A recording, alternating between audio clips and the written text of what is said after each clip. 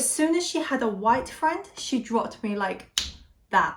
Change. And guess what? For the next 2 years, I sound like a lunatic to my new English teacher because I was so worried that there was something wrong with me. I need to pee. Hello and welcome back to my channel. My name is Cindy, and in this video I'm going to be sharing my experience growing up in the UK as a British born Chinese, or BBC. So before we start, it's probably worth mentioning my background. I was technically born in Shanghai, China, and I actually moved to the UK when I was a couple of months old and essentially just grew up here. I did study in China for 2 years between the age of 6 and 8. Went to Hong Kong almost every 2 years up to the age of 16. To give you a bit of reference, my dad is from Hong Kong and my mum's from Shanghai, and at home we mix the language together. So I didn't realize, but we had a home language which is a mixture of Mandarin and Cantonese. Things that I weirdly know: I can understand Shanghainese but I can't speak it. Cantonese, I actually can't speak it that well. So my name in Mandarin is Xingyue, but in Cantonese is Samyuk. My main language, my mother tongue, is technically English. So growing up, I did actually go to nursery, and that's where my English name came in. My nursery teacher actually told my parents that my Chinese name was going to be very difficult for people to learn, and therefore to make my life easier in nursery, it's better if I just have an English name. So I believe my parents just said as long as it begins with a C, because my mum was Cynthia, they came up with the name Cindy. So that's how my English name Cindy came about, and that name pretty much stuck with me throughout my life. In terms of, you know, how different I felt, I don't know whether I'm just a bit dumb, but I didn't see any difference. I didn't look like anyone else. It didn't even pass my mind. And then let's move into primary school, because primary school was actually the most interesting part, I would say. Almost. You'll see how things slowly developed with time. But in primary school, me and my brother only spoke English. Every Saturday we went to Chinese school, and that's where my parents would attempt to teach us Chinese. But at home, this is usually what happens. Me and my brother will come home, my dad will speak to us in Cantonese, mom spoke to us in Mandarin, and we will respond in English. That's just how it's always been. Until one day my dad decided, nah, we can't have Chinese kids and not be able to speak Chinese. So he took us all the way to Shanghai, and that's where we stayed there for 2 years to learn Mandarin. And that's how I know how to speak Mandarin. I was gonna say hello and I realized that's English. 你好，我的名字叫张清约，我去上海去学中文。So in terms of like the degree of my Mandarin, it's very simple. I would say up to primary school, so I can do like a basic conversation. During my time in China, I'll have to say at first it was very alienating, but one thing I have noticed was it was easier to feel at home. I think by the time I was in the second year, because my granddad was there and I miss my granddad a lot, he played a big role in my life in terms of when we were in Shanghai.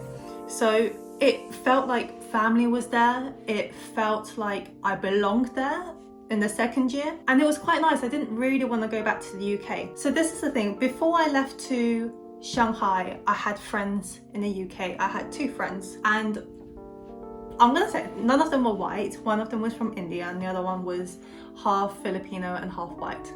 And as far as I knew, we were friends, like best friends. When I came back from China, this is the time when I realized something was different. At that point, even after back into UK, I still wasn't thinking about my race. It never crossed my mind. I didn't think it was a big deal.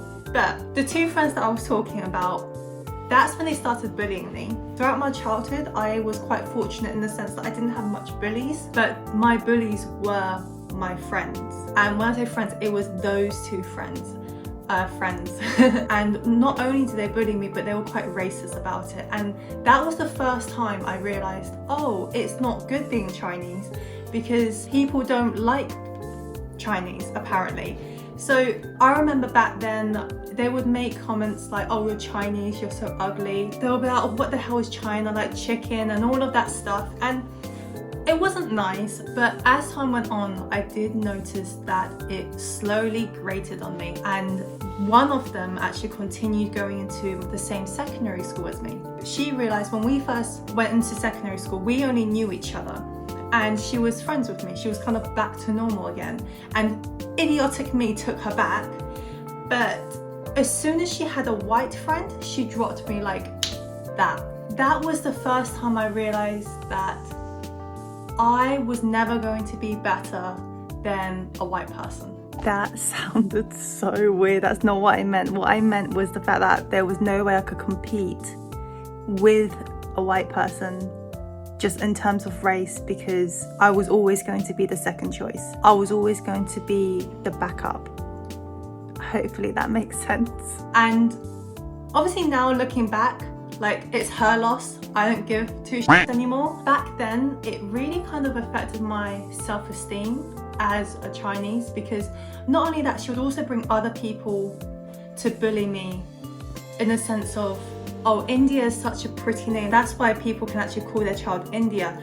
China's such an ugly name. Like, who would name themselves China? It's ironic because now people do. But back then, they would make comments like that.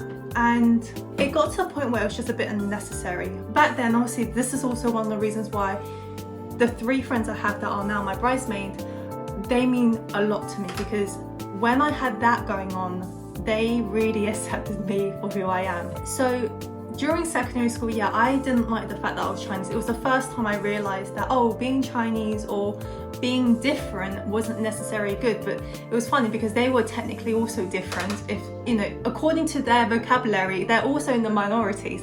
But hey, so that was my kind of bully situation. It's never like as bad as other people get it. No one's really commented on my looks or like chinky eyes or any like slanted eye. Like, no one's really done anything like that to me. Actually, there was, which is those 2 bullies that I had. They did do the whole slanted eyes, chinky eyes and all of that stuff. So they definitely did that to me. Also called me a chicken because China was shaped as a chicken. After that, it's probably worth mentioning that while that was happening, our family is very, very isolated in the sense that my mum doesn't work and my dad, for 10 years, he doesn't work either. So every single day when I went home, it was just kind of facing my mum, dad and my brother. That's fine. No issues with that. But that's all I knew. I wasn't allowed to go to anyone else's house and no one else was allowed to come to my house. That made it a bit difficult because it made it so isolating as a child. Like, as a child, all we knew was we had homework and then we had school homework. We had spelling tests, maths, GCSE maths. Like, I was in year 7, year 8, year 9, I was going through a GCSE textbook that was like this thick. Any holidays, I would have that book with me. Not that I wanted to, but I had to go through it. But it was very, very isolating. And in terms of like culture and pop reference, I am so clueless. I don't know any songs as a kid apart from the songs that I hear in school and my dad's 60s songs in the car. Anything outside of that is gone. We don't watch any movies, I'm not allowed any magazines, nothing. I didn't know much about the world. In terms of idol, people to look up to, I had none. I didn't know that was even a thing. Gonna be completely honest, yeah, I was a bit embarrassed being Chinese because of the comments I've been receiving. People always said Chinese people are ugly and it's just not very nice. Hello. I can't believe I was actually going to completely forget something that almost altered my life because of some form of racism, and that was in school.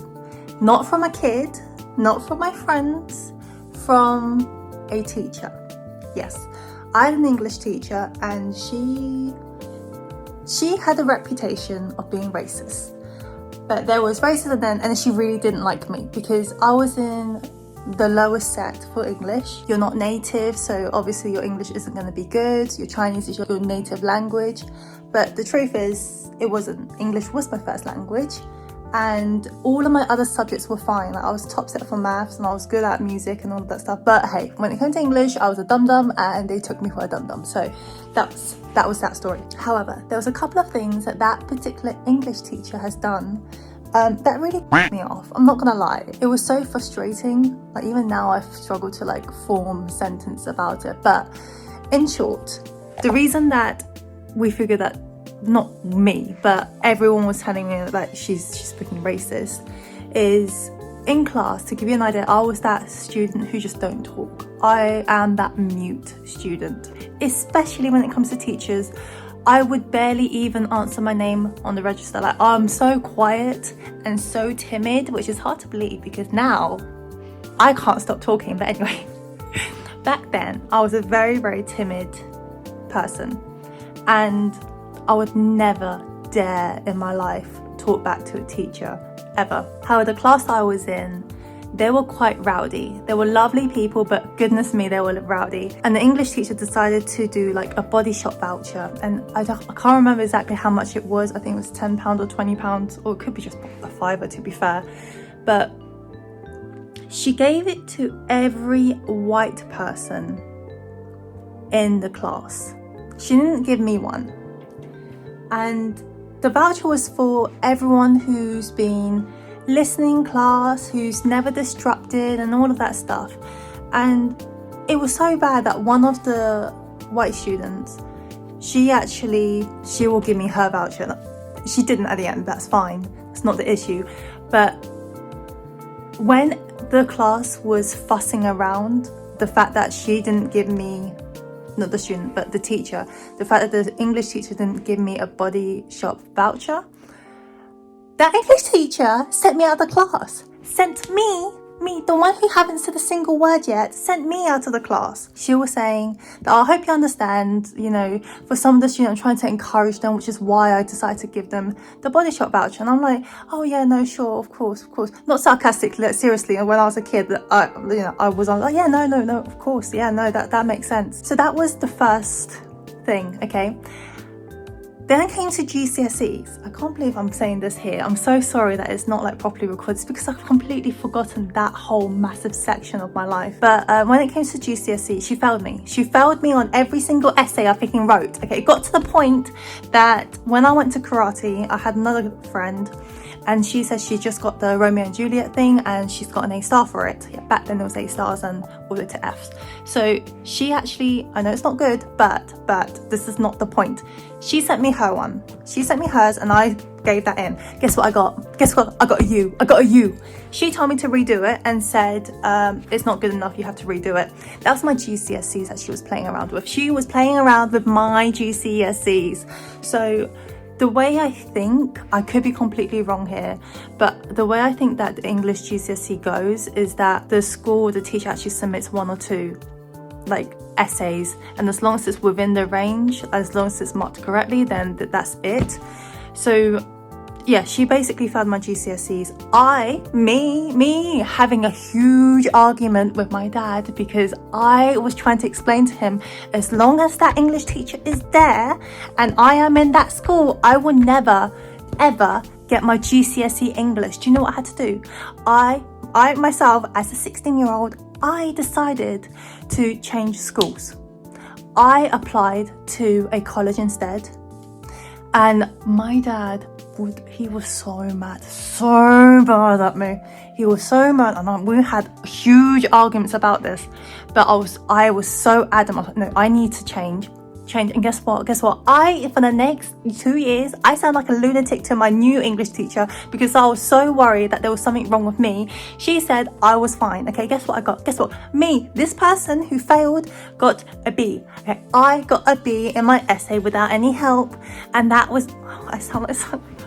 But you get what I mean. This is what I was trying to explain. That is something that's happened to me. I will never forget it. But yeah, that was the biggest impact that racism, it wasn't, the English teacher never came up to me and said, oh, you're Chinese, like what the hell, and all of that. None of that stuff, but it's the behind the scenes. Yeah, my English teacher did that. And when I came back, because remember I'd done my PGCE in maths, I came back to that school. That meant that I had to actually end up emailing her to say, oh, I'm gonna come over and do some like work experience and all of that. She recognized my name and she was like, oh my gosh, I remember you were good at maths. Oh, you went to uni at the end. So yeah, I did. I bet you tried to fail me because you didn't want me to go to uni. Anyway, back then you need a C to go into uni. Luckily in my life so far, that is the biggest it's been. And I was very happy that I changed schools for that. But yeah, that was that situation. Back to the video. After secondary school, going to uni honestly is great. I went in there knowing absolutely no one, and no one was rude to me, no one was racist to me, until I had an opportunity to study abroad. And that's when I thought about studying in Hong Kong U. I'm going to tell you straight up, I didn't do well, but that's a whole nother story in itself. But I'll be lying if I said I didn't go there to try and find myself. I feel like every Asian try and do that. But yeah, I went there thinking that I was going to call this place my home. Not speaking a word of Cantonese, this idiot thought, yeah, I'm gonna go there, it's gonna be great, I'm gonna feel straight at home. I could not be more wrong. I went to Hong Kong U, and even though everyone looks the same, like to me, like we're all the same race, it was still very alienating because they knew that I was a foreigner, but for some reason I couldn't figure out why. I could not figure out how they knew. I think later in life I realized it's just the way people dress, and I realized, oh yeah, no. I went there and I realized that I don't know anything. I cannot survive here on my own, and I don't belong here. I know it sounds sad, but yeah, like everything was very different. I couldn't read traditional Chinese, so I didn't know what I was ordering on the menu. When I was speaking to people, I had a very thick accent. When I try and speak to people, I think most people just give up and speak to me in English because that's how bad I am. But that's when I realized that I just don't fit in. I'm gonna straight up tell you, no, I lost myself by the time I got back in the UK.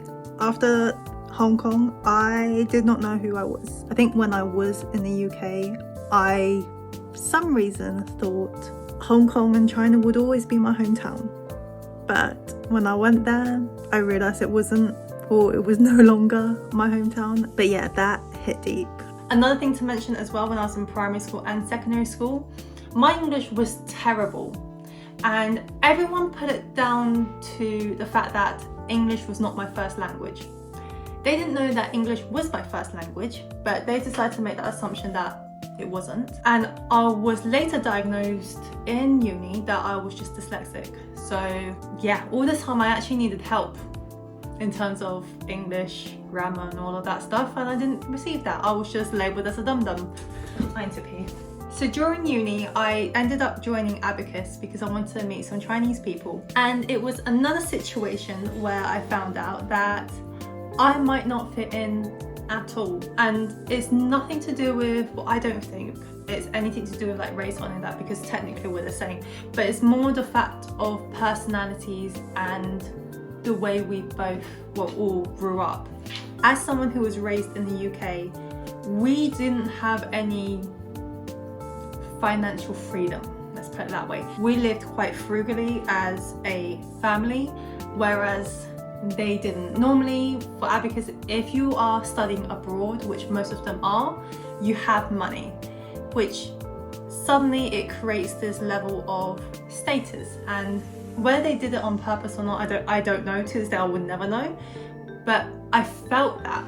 And I remember one of my friends actually told me, because they also had another group which was people from Hong Kong, and at the time I wanted to join because I wanted to practice my Cantonese and learn and all of that stuff. And I remember my friend said, just straight up, not in a mean way, but just very honestly saying, listen, you probably don't want to join them because if you're not native, they're gonna treat you differently. Just straight up. And I appreciate her being very honest, and I didn't join at the end, but I think that said a lot in terms of different cultures and, you know, different personalities and the way they see things. You know, in terms of me trying to reach out to embrace my Chinese side, it didn't seem to work out for me, is what I'm trying to say. So at this very moment, as an adult, I'm gonna be completely honest, I don't tie down to any race. Like, I'm proud to be Chinese, but at the same time, yeah, I would be proud to be Indian, Mexican, English, whatever I am. And at this very moment, where is my home? Like, I still consider UK as my home, but I'm fully aware that other people might not see me as that. And that's perfectly fine. That's completely up to them, and it's something that I can't control. But for me, at this very moment, yeah, my home would be the UK. I think overall, in terms of my experience in the UK, I got it relatively easy. Yeah, as an adult, I haven't had any major thing. I think the only comments I had was, why was I tall? Because I guess I was tall for an Asian, but nothing insulting. But I think the most important thing for me is the fact that I don't link any country to my identity. My identity is my personality, I guess. But things that obviously I want to continue. If I ever do have a child, I would love them to learn Chinese, be able to speak Mandarin or Cantonese, because I just think it's very useful for them to know 2 languages. I would like to think in terms of my home is me, that's my home, and as long as I'm in peace with myself, then that's the way I see it. But anyway, that was my experience of growing up in the UK. I hope you enjoyed this video. Please comment below your experience of growing up in the UK. I would love to hear your thoughts. Thank you so much for watching, and I will see you next week.